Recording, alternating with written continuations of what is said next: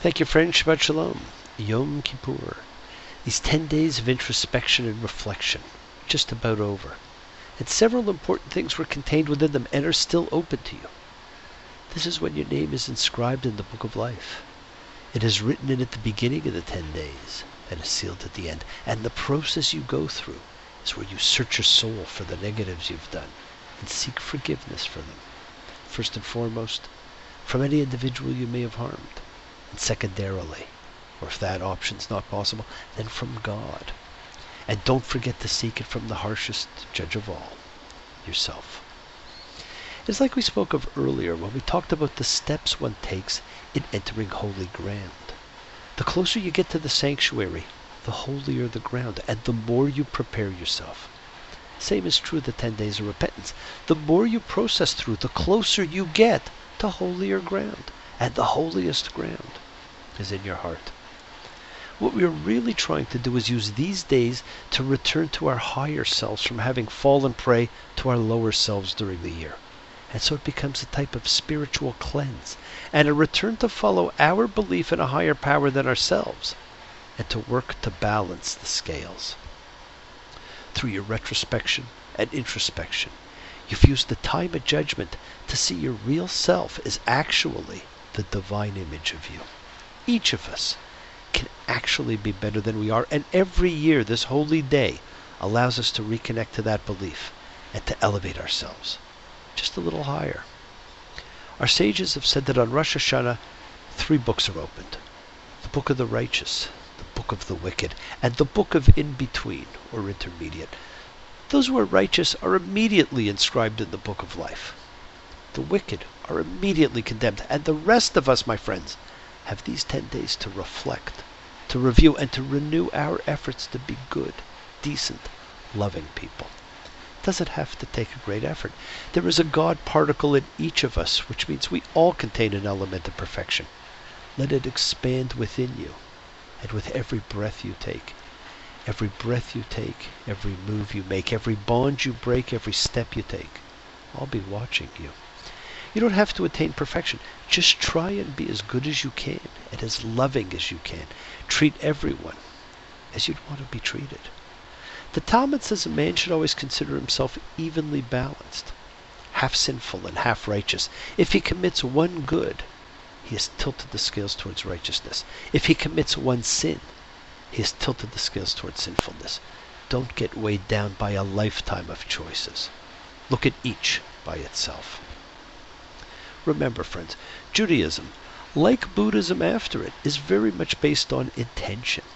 Thoughts are things, and what you think, more than what you say or do, tilt those scales one way or the other. In today's impersonal world, there's more pressure on each of us as individuals for the responsibilities we have and the burdens on our shoulders. Instead of condemning yourself and considering your actions as being sins, consider them as negative choices or harmful choices, and they fall into 3 basic categories. Harmful events involving another person, harmful events involving yourself, harmful events involving the nature of things or God. These are the 3 types of forgiveness we seek. We spoke briefly last week about mercy and forgiveness and what gifts they are. And I said we'd address it further this week. For various reasons, we find it difficult to seek forgiveness from anyone we may have hurt during the year. Perhaps it's because we don't like to admit our own errors or shortcomings. We are taught from an early age to be strong, competitive, and to come out on top. We don't like to admit we made a mistake. Friends, above all, you have to seek forgiveness from whoever you may have harmed. Strength doesn't come from being aggressive. Strength doesn't come from bullying or beating others. True strength comes from our being vulnerable. We can only try our best to be as good and positive and loving as possible. But you're not alone, my friends. While there are diminishing numbers of religious celebrants and observers, the high holy days are the time of the year where everyone is concerned with their place in the world and their impact upon their lives and the lives of others. And therefore the life of the world comes together to work to tilt the scales. I am he as you are me, and we are all together. Where does this opportunity to cleanse ourselves come from? It is found in Leviticus 16. Right after Aaron's two sons get incinerated for violating sacred space, God instructs Moses about the sacredness of the Holy of Holies and how to prepare for entry to it, and about making atonement. The highest level of forgiveness comes from the divine source of mercy, and the divine source recognizes the holy and the good equally with the profane and the evil. All is measured on the scales of divine justice, and there is a purpose to evil and destructive tendencies. We don't always see things, but everything fits together. There is a clear distinction between good and evil, and nobility and debasement.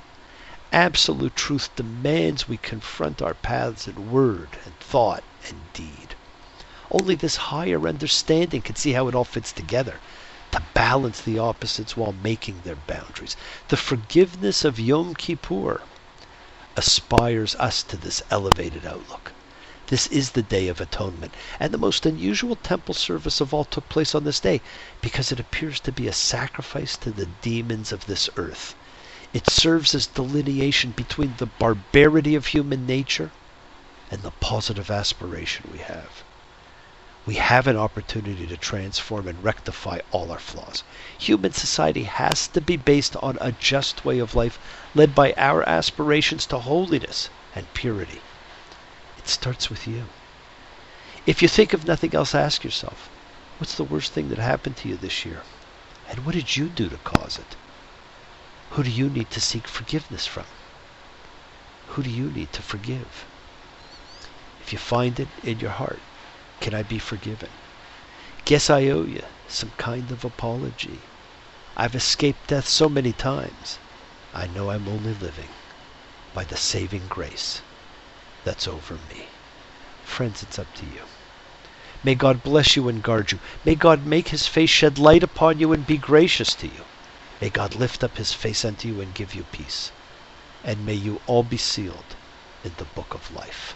Shabbat Shalom.